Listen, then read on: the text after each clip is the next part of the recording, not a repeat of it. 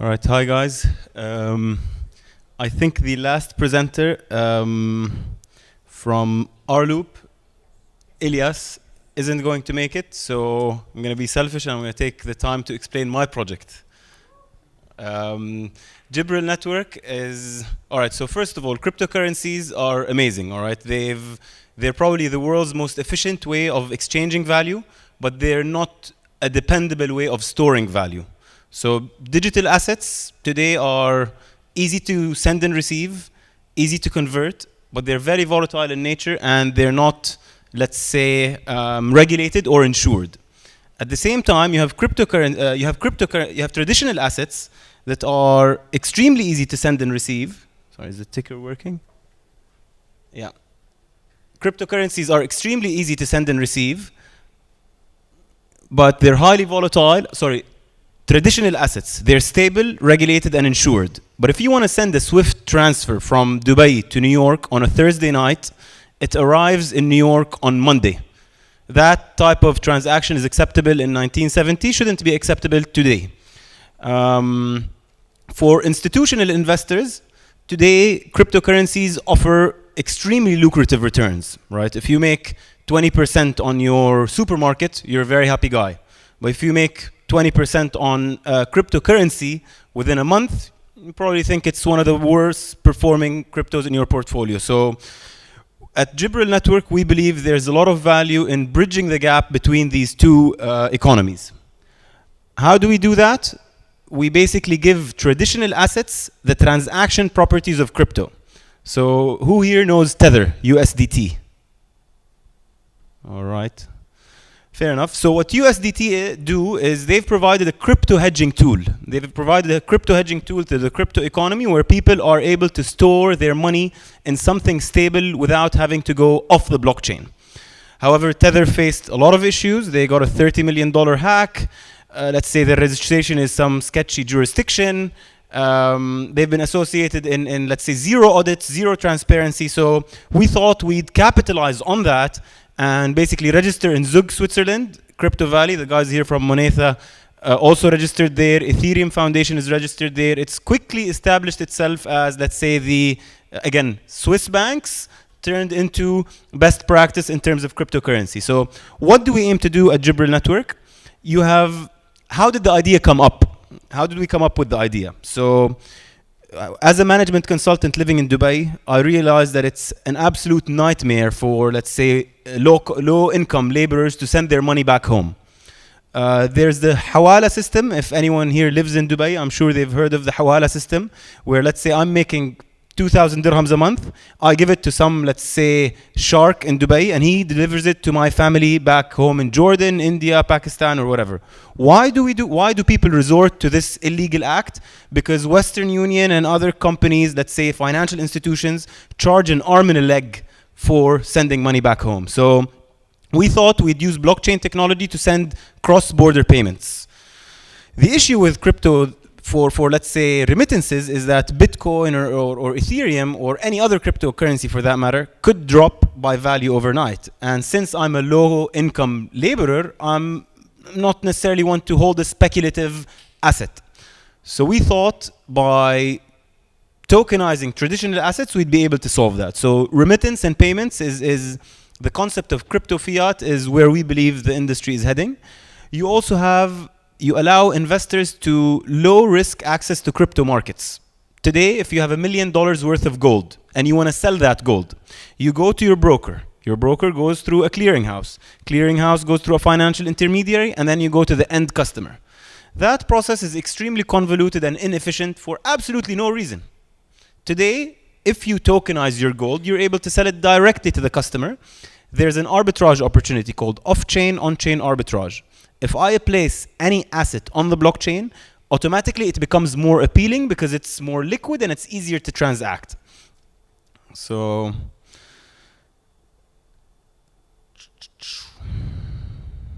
I think I pulled off the wrong presentation, but that's fine.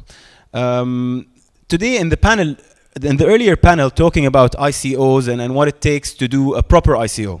So I completely agree that raising money based on a white paper is ridiculous, and anyone investing in such an ICO is liable, let's say, not liable, but will face the consequences of making such a rash, uneducated decision. So before I actually did Jibril Network, I participated in about 260 ICOs, minimum ticket. $5 minimum, I'd invest. $10 minimum, I'd invest.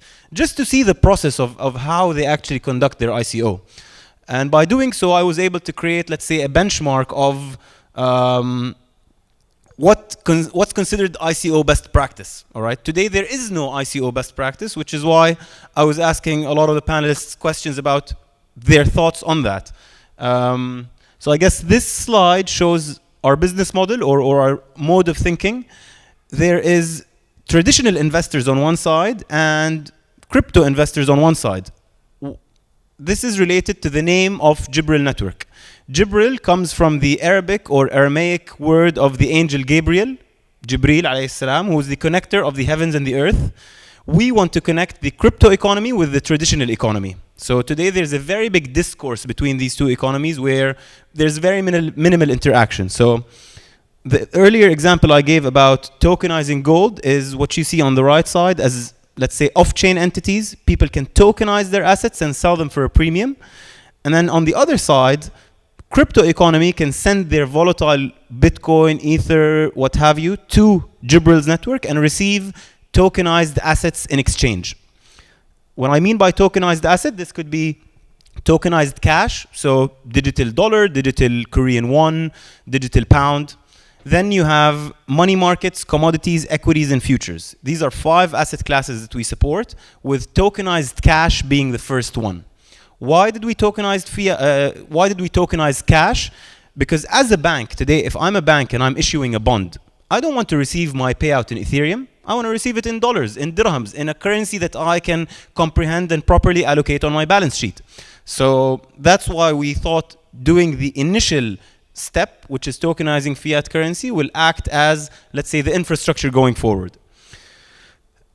Anyone can tokenize an asset. It's not that difficult to tokenize an asset. You place it in a bank and you deploy something that mimics it on the blockchain. But where's the trick, or where do we think that Jibril has the X factor? And something that we call smart regulations. So our CTO is actually a lawyer turned computer scientist, which is a very weird mix. But what he does is he sits with a group of lawyers and developers. They bring financial regulations, they translate it into code, and they embed it into the token. What does that mean? So today the US has, the IRS, the Internal Revenue Source in the US, has a list of blacklisted individuals. If I took a $100 bill now and I passed it around the room, all right, and tomorrow I asked that $100 at 5 p.m., who was it with? I would have no idea. Why? Because that dollar bill was created 100 years ago, and it's not a smart bill. But imagine having a digital dollar where I'm able to track exactly where it was, and if my friend over there is a blacklisted individual, that dollar would refuse to go to his wallet. So we've basically found a way to automate the enforcement of financial regulation. A lot of cryptocurrencies or crypto companies today use this technology to go around or circumvent existing technologies. So earlier when ADX were talking about securities, I completely agreed that if something is a security, then it has to be qualified as a security, whether it's on the blockchain or off the blockchain. So for that reason, at Jibril, we are in the process of obtaining a full banking license. We're currently utilizing the banking license of our partners. So for fiat currencies, we use the license of banks. For bonds, we use the licenses of bond brokers. For commodities, we use the licenses of commodity custodians, for example. So this concept of smart regulations is something that has been deployed on Ropsten. Ropsten is the testnet of Ethereum. It's been deployed there since May, and we just released our J wallet. Today, why are a lot of financial institutions shying away from holding crypto? There are very minimal ways of safely holding cryptocurrencies. I was talking about the parity hack earlier on. Who here is familiar with the concept of a private key? All right, I'm sure many of the guys are familiar. For private keys, it's called private for a reason, right? No one should hold it for you. Parity is probably one of the most technical, the strongest technical teams in the industry. But you should never, ever give your private key to anyone. I don't care how strong the team is. If they hold your private key, there's a very big chance they'll mess up. So at Jibril Network, we're coming up with an ERC20 token. An ERC20 token is an Ethereum compatible token. And since there are no wallets that we found, let's say, up to standard, we decided to create our own. Our own wallet actually generates the private keys on the local cache. They're encrypted and they remain there. So we never take hold of the private keys. This is how we ensure that the wallet always remains secure. We've done several security audits, some of which with New Alchemy, who were the company that found out the DAO hack back in 2013-14, as well as Hacken, a group of white hat hackers, who also helped us a lot with phishing scandals, by the way. So in the future, I think we'll see a hybrid between traditional and crypto. All our asset-backed tokens are actually ERC20 tokens. So today you don't have to be limited to buying specifically USDT. If you have Bitcoin and you want to diversify into something that's a bit more stable, you should have the option of buying any traditional asset on the blockchain without having to go through a broker or through a clearinghouse or any of these inefficient middlemen, right? For me, I think that middlemen in the industry is, let's say, a dying part of the way that business is done. In the Bitcoin, or let's say in the blockchain field, you have a spectrum of the complete right side are people like Jamie Dimon who say Bitcoin is a fraud, and these guys are obviously oblivious or they live under a rock. And then you have people that are Bitcoin fanatics who are also crazy, in my opinion, that are saying central banks will be replaced, banks will be replaced. That's not true.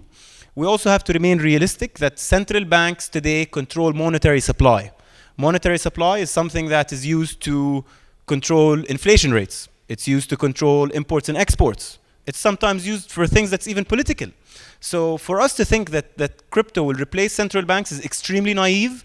So that's why at Jibril we've taken a proactive approach where we try to work with RegTech sandboxes, with innovation testing licenses, with, I guess, the way that we see it forward is where you have the regulator, a bank, and a startup all working on the same, let's say, working group. And that's something that in the Middle East, I guess there's been a very active approach. ADGM, DFSA, Bahrain Central Bank, all of them have such similar programs. Singapore, London. This is something that's up and coming. And I think startups who want to have a more long-term view need to ensure that they don't disregard regulations. So in our pre-sale, we actually received $15 million. We had to refund 12. You have no idea how heartbreaking that was.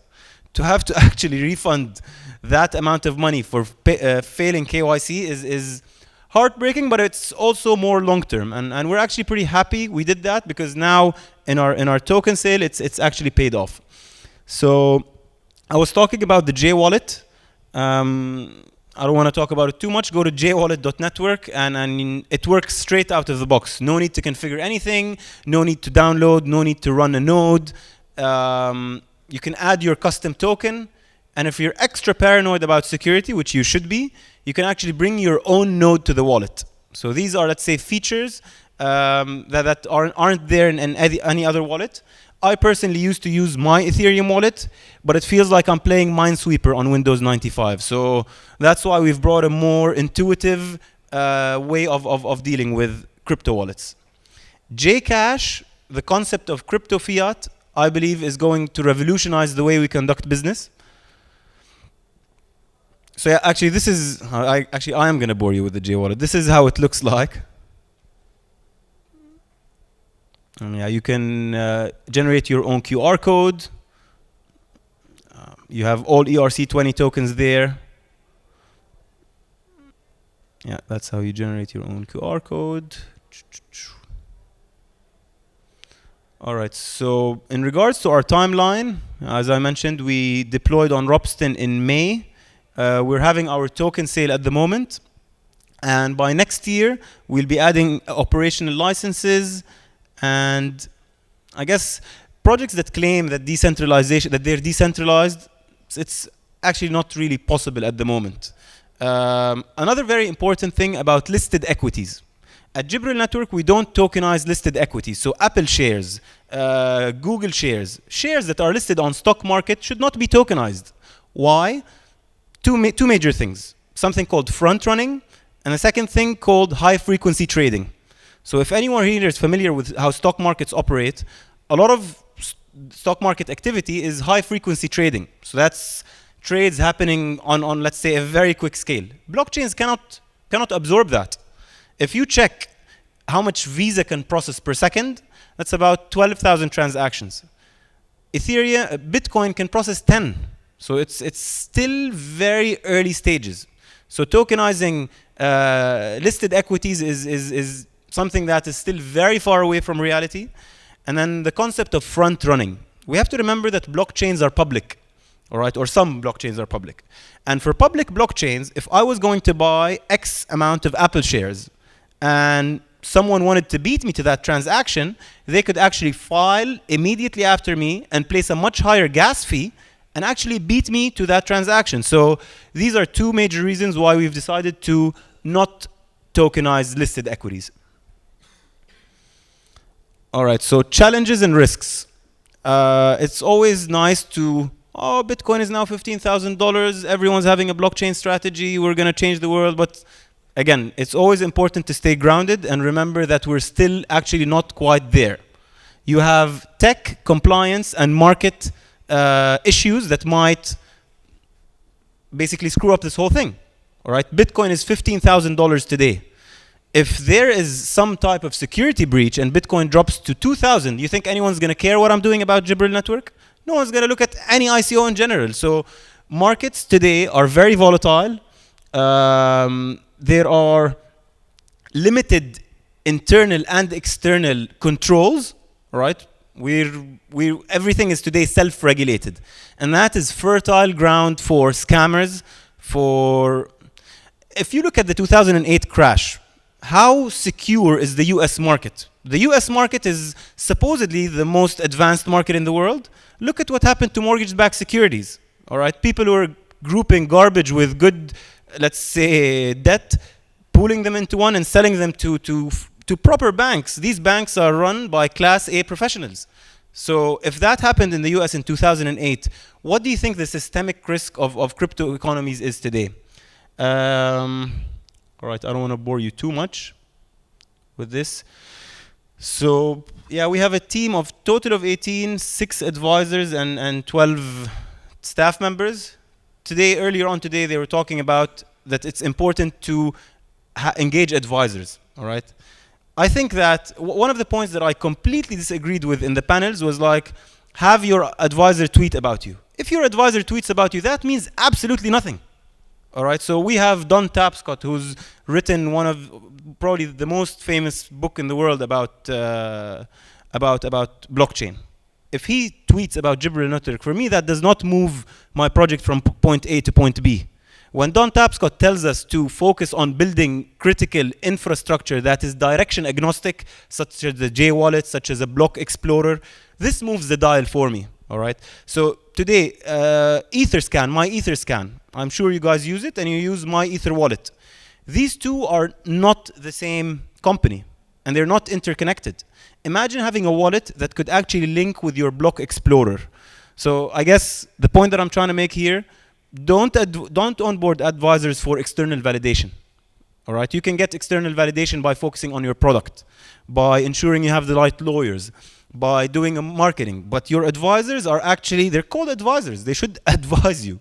So each of our advisors serves a specific role. We have Eddie from the ex-COO of the George Soros Fund. He's been immense for us. He's been opening a lot of doors with banks, and that's part of the reason why we've been able to execute several POCs and are, let's say, optimistic going forward. I won't talk about the details of our token sale. If anyone is interested in the token sale, please visit us at jibril.network. And actually, I wasn't expecting to speak today, so I'm happy about this. Thank you.